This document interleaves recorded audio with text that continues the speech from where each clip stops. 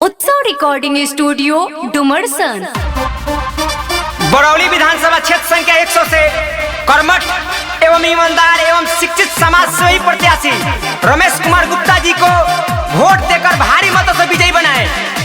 अरे बाबू काजी के हाल होता है। अरे एक नहीं जानते रहो।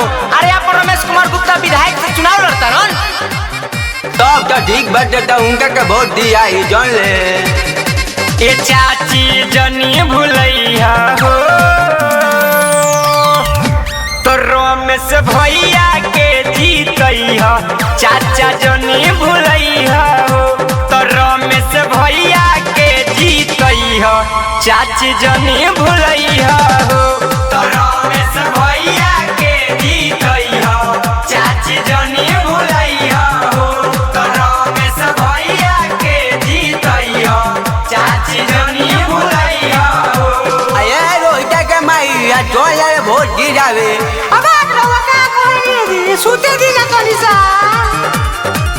आ चलब कि ना दे गटारू के वोट के समय हो गए बता को हटारू के सूते दी।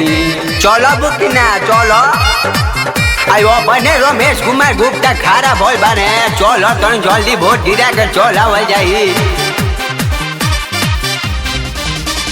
बरौली विधान सभा से खरा बारे भैया हो, बारे हो कर मठ जीती है ने अब की, बारे हो कर मठ जीती है ने अब की, चमकी टोला गैया चाची जन भूलैया हो, ए चाचा जनी भूलैया हो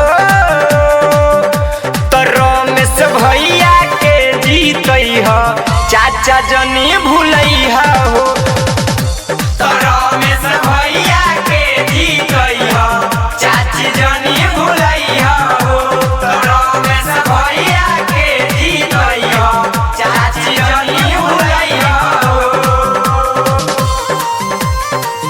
ए बुढ़ऊ चली हम तो तैयारी हो गई है। रहुआ कहाँ लेके तैयारी भइल? अब ना हमरा रानी हो।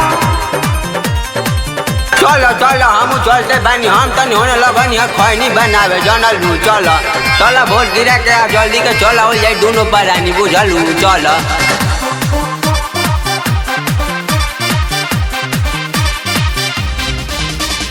आप सब से रमेश भैया करे लेनी हो राजी, प्यार दुलार ये मोर चाची, प्यार दुलार ये मोर चाची, दे दी थोड़ा थोड़ा चाची जन भूलैया हो, ये चाची जनी भूलैया हो